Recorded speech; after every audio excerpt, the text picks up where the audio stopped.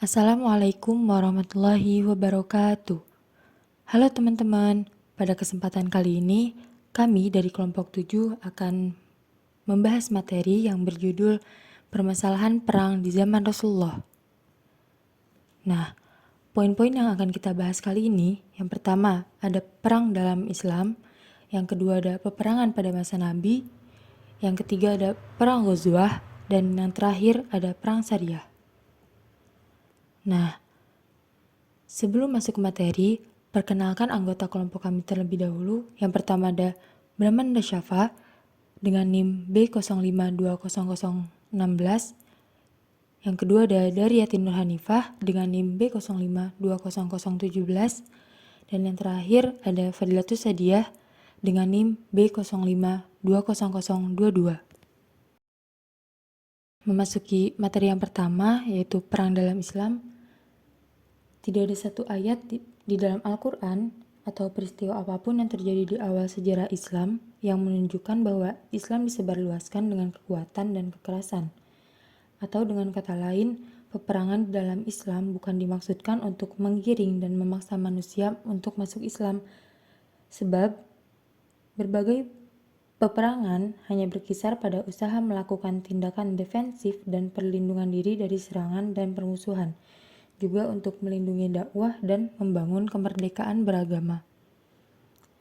Nah, 6 bulan setelah Rasulullah hijrah, Rasulullah telah berhasil melakukan konsolidasi internal dan menyusun semua hal yang bersangkut paut dengannya. Setelah itu, Rasulullah mempersiapkan masalah-masalah eksternal dan peperangan yang mungkin akan segera mengancam. Pada dasarnya, Rasulullah tidak pernah mendahului menyerang lawan. Rasulullah hanyalah mempertahankan diri dari serangan musuh yang mengancam keberadaan umat Islam. Sebenarnya kaum muslim hanya diperbolehkan untuk berperang melawan kaum kafir jika memiliki dua alasan. Alasan normatif diperbolehkannya peperangan dalam Islam menurut Hasan Ibrahim Hasan, yang pertama, untuk mempertahankan diri dan melindungi hak miliknya.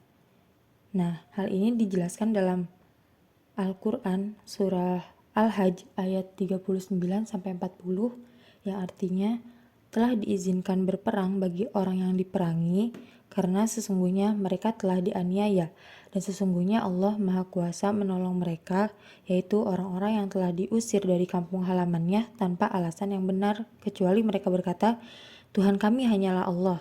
Sekiranya Allah tiada menolak sebagian manusia dengan sebagian yang lain, tentulah telah dirobohkan biara-biara Nasrani, gereja-gereja, rumah-rumah ibadah orang Yahudi, dan masjid-masjid di dalamnya banyak disebut nama Allah.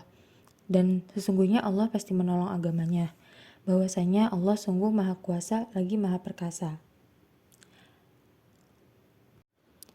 Untuk alasan kedua diperbolehkannya kaum muslimin berperang melawan kaum kafir, yaitu untuk menjaga keselamatan dalam menyebarkan kepercayaan dan mempertahankannya dari mereka yang menghalang-halanginya.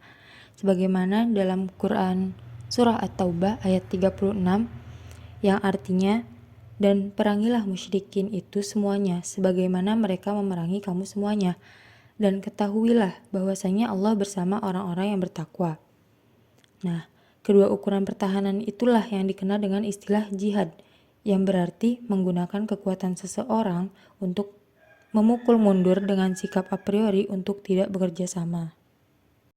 Pembahasan selanjutnya yaitu peperangan pada masa Nabi Muhammad SAW. Nah, peperangan pada masa Nabi Muhammad ini terbagi menjadi dua bagian. Yang pertama ada perang Ghazwah dan yang kedua ada perang Syariah. Perang Ghazwah ini merupakan perang yang dipimpin langsung oleh Nabi Muhammad SAW. Sedangkan perang Syariah merupakan perang yang dipimpin oleh sahabat Nabi atas penunjukan Nabi Muhammad SAW. Selanjutnya, ada apa aja di dalam perang Ghazwah dan perang Syariah ini? Semuanya akan dibahas lebih detail oleh kedua teman saya, yaitu Daryatin Nur Hanifah dan Brahmanda Syafa. Peperangan pada masa Nabi Muhammad terbagi menjadi dua. Yang pertama yaitu ada Ghazwah Dalam Ghuzwah itu ada 9 perang. Yang pertama yaitu Perang Badar pada 17 Ramadan 2 Hijriah. Perang Badar terjadi di Lembah Badar 125 km selatan Madinah. Peperangan ini disebabkan oleh tindakan pengusiran dan perampasan harta kaum muslim yang dilakukan oleh musyrikin Quraisy.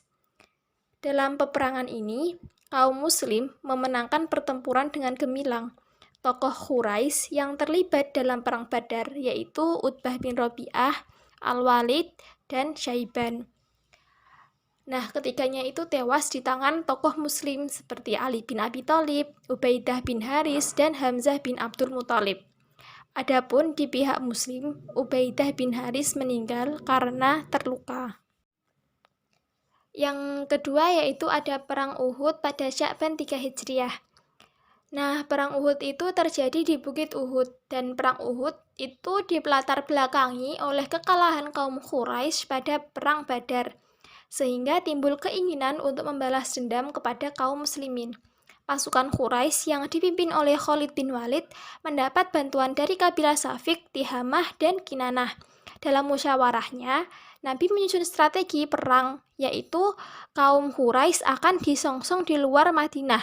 Akan tetapi, Abdullah bin Ubay membelot dan membawa 300 orang Yahudi kembali pulang. Dengan membawa 700 orang yang tersisa, Nabi melanjutkan perjalanan sampai ke Bukit Uhud. Perang Uhud itu dimulai dengan perang tanding yang dimenangkan tentara Islam.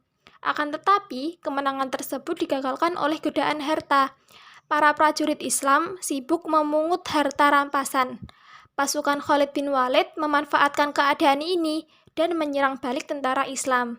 Pasukan Quraisy mengakhiri pertempuran setelah mengira Nabi telah terbunuh. Dalam peperangan ini, Hamzah bin Abdul Muthalib atau paman Nabi terbunuh. Yang ketiga ada Perang Kondak pada Syawal 5 Hijriah. Perang Kondak ini terjadi di sekitar kota Madinah bagian utara. Perang ini juga dikenal dengan Perang Ahzab atau Perang Gabungan. Perang Kondak melibatkan kabilah Arab dan Yahudi yang tidak senang kepada Nabi Muhammad. Orang Yahudi juga mencari dukungan kabilah Ghatafan yang terdiri dari Qais Ailan, Bani Fazarah, Ashijah, Bani Sulaiman, Bani Sa'ad, dan Ka'ab bin Asad. Salman Al-Farisi, sahabat Nabi, menyarankan agar menggali parit di perbatasan kota Madinah yang akan menghambat pasukan musuh, dan usaha tersebut berhasil menghambat musuh. Yang keempat yaitu ada Perang Mut'ah pada 8 Hijriah. Perang ini sendiri terjadi karena Haris Al-Ghasani atau Raja Hiroh itu menolak penyampaian wahyu dan ajakan masuk Islam yang dilakukan oleh Nabi Muhammad. Sehingga Nabi Muhammad itu mengirim pasukan perang yang dipimpin oleh Zaid bin Harithah. Beberapa sahabat gugur dalam pertempuran tersebut, antara lain Zaid bin Harithah sendiri. Dan akhirnya Khalid bin Walid mengambil alih komando dan menarik muslimin ke Madinah. Banyak kabilah Najd, Sulaiman, Ashijah, Ghatafan, Abes, Zubyan, dan Farasa masuk Islam karena melihat keberhasilan dakwah Islam. Yang kelima yaitu penaklukan kota Makkah atau Fathu Makkah. Nah, Fathu Makkah sendiri itu terjadi di sekitar kota Makkah. Peristiwa ini atau Fathu Makkah dilatar belakangi oleh adanya anggapan kaum Quraisy bahwa kekuatan kaum muslimin telah hancur akibat kalah perang di Mut'ah. Kaum Quraisy beranggapan perjanjian Hudaybiyah pada 6 Hijriah itu tidak penting lagi. Maka dari itu mereka mengingkarinya dan menyerang Bani Quza'ah yang berada di bawah perlindungan kaum muslimin. Pada penyerangan penaklukan kota Makkah atau Fathu Makkah itu, berhala di kota Makkah dihancurkan. Dan akhirnya banyak kaum Quraisy masuk Islam.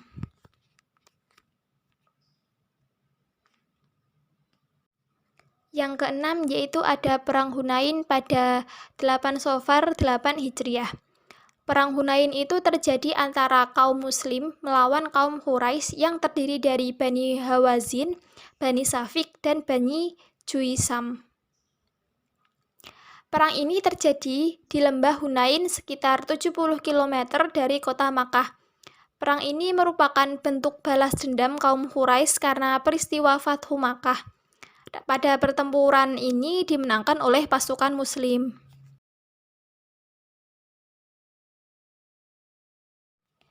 Yang ketujuh ada Perang Taif pada 8 Hijriah.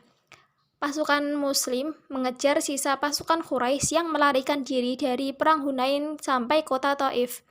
Pasukan Quraisy bersembunyi di dalam benteng kota yang kokoh sehingga pasukan Muslim tidak dapat menembus benteng tersebut. Kemudian Nabi Muhammad mengubah taktik perang dengan memblokir seluruh wilayah Taif. Pasukan Muslim membakar ladang anggur yang mana merupakan sumber daya alam utama penduduk Taif. Dan pada akhirnya mereka menyerah dan menyatakan bergabung pada pasukan Islam. Yang ke-8 yaitu ada Perang Tabuk pada 9 Hijriah. Nah, lokasi Perang Tabuk ini sendiri ada di kota Tabuk, yaitu perbatasan antara semenanjung Arabia dan Syam atau Suriah. Adanya peristiwa penaklukan kota Makkah atau Fathu Makkah membuat semenanjung Arabia berada di bawah kepemimpinan Nabi Muhammad. Melihat kenyataan itu, Heraklius atau penguasa Romawi Timur menyusun pasukan besar untuk menyerang kaum muslimin. Karena besarnya jumlah pasukan muslimin, akhirnya pasukan Romawi itu mundur menarik diri.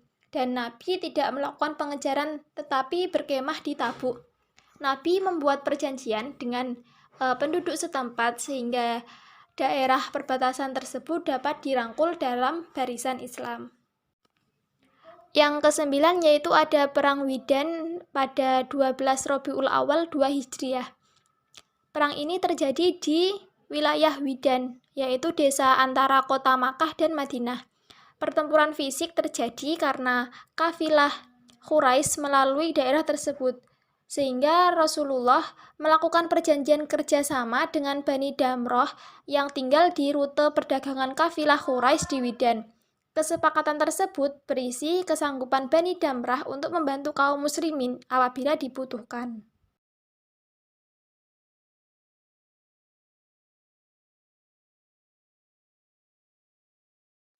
Syariah. Apa itu syariah? Syariah adalah perang yang dipimpin oleh sahabat atas penunjukan Nabi Muhammad Sallallahu Alaihi Wasallam. Syariah yang pertama, Syariah Hamzah bin Abdul Muthalib, yang terjadi pada bulan Ramadan 1 Hijriah. Perang ini berlangsung di dataran rendah Al-Bah, tidak jauh dari kota Madinah. Pasukan muslimin dipimpin oleh Hamzah bin Abdul Muthalib, sedangkan pasukan Quraisy dipimpin oleh Abu Jahal bin Hisham. Perang ini tidak menimbulkan korban karena segera dilerai oleh Majdi bin Amr. Syariah yang kedua, Syariah Ubaidah bin Haris, yang terjadi pada bulan Syawal 1 Hijriah. Perang ini berlangsung di Al-Abwa, desa antara Makkah dan Madinah. Pasukan muslimin berjumlah 80 orang, sedangkan pasukan Quraisy berjumlah sekitar 200 orang. Kaum muslimin dipimpin oleh Ubaidah bin Haris dan kaum Quraisy dipimpin oleh Abu Sufyan. Perang ini tidak mengakibatkan bentrok fisik, akan tetapi Sa'ad bin Abi Waqqas sempat melepaskan anak panahnya pada saat itu. Syariah yang ketiga, Syariah Abdullah bin Jahsy, yang terjadi pada bulan Rajab 2 Hijriah. Perang ini terjadi di Nakhlah antara Taif dan Mekah. Perang ini kaum muslimin dipimpin oleh Abdullah bin Jahsy, sedangkan kaum Quraisy dipimpin oleh Amir bin Hasrami. Peristiwa tersebut kemudian digunakan oleh kaum Quraisy untuk memfitnah dengan mengatakan kaum muslimin berperang pada bulan suci.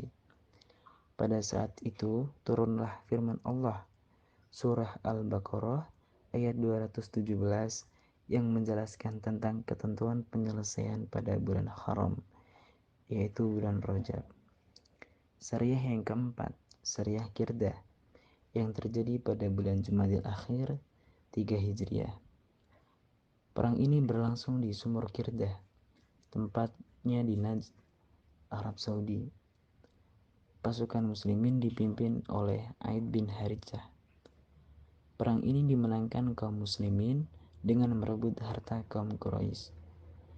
Sariyah yang kelima, Sariyah Raji, yang terjadi pada bulan Safar 4 Hijriah. Perang ini berlangsung di Raji, daerah yang terletak di antara Mekah dan Asfan. Pada perang ini, Nabi mengutus Abdullah bin Unais untuk menyelidiki kebenaran rencana Bani Husail. Dan dalam perang ini, Bani Husail curang dengan menipu Nabi Muhammad dan akhirnya 6 sahabat Nabi pun terbunuh. Sariyah yang keenam, Sariyah Bani Asad, yang terjadi pada 4 Hijriah. Perang ini berlangsung di Gunung Asad, timur Madinah. Pasukan muslimin dipimpin oleh Abu Salamah al-Makhzum, dan dalam perang ini kaum muslim mendapatkan ghanimah dari pihak Bani Asad. Sariyah yang ketujuh, Sariyah Biru Ma'unah, yang terjadi pada bulan Safar 4 Hijriah. Perang ini berlangsung di wilayah timur Madinah antara kaum muslim dan Bani Amir. Pasukan muslim dipimpin oleh Amir bin Malik dan Al-Munzir bin Amar. Pada perang ini, kaum muslim mengalami kekalahan karena semua pasukan muslim gugur. Kemudian, Sariyah yang ke-8, Sariyah Zi al-Qissah. Perang ini berlangsung di Zi al-Qissah, sekitar 24 juta dari Madinah, satu tempat yang jauh dari Madinah. Perang ini terdiri dari dua pasukan. Pasukan yang pertama gagal menjalankan tugasnya, dan pasukan yang kedua dipimpin oleh Abu Ubaidah bin Jarrah, akan tetapi Bani Salabah melarikan diri. Kemudian Sariyah yang ke-9, Sariyah Ijla Bani Nadir. Perang ini dilakukan untuk mengusir Bani Nadir dari tempat tinggal mereka.